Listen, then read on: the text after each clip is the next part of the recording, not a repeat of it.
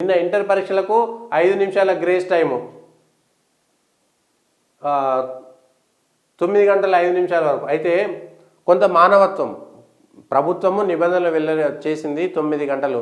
హైదరాబాద్లో వసతులు లేనటువంటి వాళ్ళు ఆర్టీసీ బస్సుల మీద ఆధారపడి వెళ్ళేటువంటి వాళ్ళ పరిస్థితి కూడా దారుణంగా ఉంటుంది. ప్రతి ఒక్కరు ఆటోలో లేకపోతే కారులో బైక్లో లేనటువంటి వాళ్ళు కూడా ఉంటారు. ఇంటర్ పరీక్షలకు సంబంధించి అక్కడ ఉండేటువంటి ఎవరైతే అధికారులు ఉంటారో, ఏదైనా సెంటర్లో ఉండేటువంటి అధికారులు కొంత మానవత్వం చూపెట్టాలి. అక్కడ ఉండేటువంటి వాళ్ళు నిజంగా ఒక విద్యార్థి అనుకోకుండా లేట్ వచ్చిండా లేదనేటువంటిది అక్కడ చూసుకోవాలి. 5 నిమిషాలు లేట్ వస్తే పెద్ద ఇబ్బంది వచ్చేది లేదు, ప్రపంచం మునిగిపోయేది ఏం లేదు. కానీ వాళ్ళ ఆత్మహత్యలు చేసుకునే స్థితికి, లేదంటే వాళ్ళ ఎగ్జామ్ ఏడాది పాటు కష్టపడి ఒక 5 నిమిషాలు లేట్ వచ్చినటువంటి అంశం పైన కొంత మానవత్వాన్ని ప్రదర్శించాలి. ప్రతిదీ అక్కడ ఏదో పెట్టుకోవాల్సిన అవసరం లేదు. నిజంగా క్రమశిక్షణ ఉండాలి. 10th ఇంటర్మీడియట్ ఆ సమయంలో అక్కడ ఉన్నటువంటి చదివేటువంటి విద్యార్థులకు ముఖ్యంగా క్రమశిక్షణ ఉండాలి.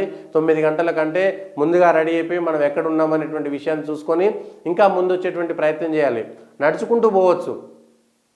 రామకృష్ణ మఠంలో ఇంగ్లీషుకి సంబంధించినటువంటి కోర్సు చదివేటప్పుడు నారాయణగూడలో ఉండి రామకృష్ణ మఠం వరకు 2 బస్సులు మారాల్సి వస్తే ఆ 2 కిలోమీటర్లు నడిచి ఆ 6 గంటల లోపు అక్కడ ఉండాలంటే 5 నిమిషాల ముందు ఉండేటువంటి ప్రయత్నం, నడుచుకుంటూ పోయేటువంటి ప్రయత్నం చేసేటువంటి వాళ్ళం.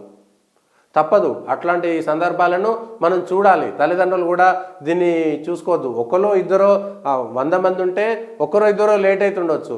ఆ ఒకరిద్దరికి కూడా కొన్ని జెన్యూన్ కారణాలు ఉండొచ్చు, నిజమైనటువంటి కారణాలు ఉండొచ్చు. వస్తుంటే బండి పంచర్ అయిందనుకోండి, అటు ముందుకు పోలేక వెనక్కి పోలేక అనేకమైనటువంటి సందర్భాలు ఉంటాయి. మనం మంచిగానే పోతుంటాం, మనం హైదరాబాద్ రోడ్ల మీద ఉన్నాం.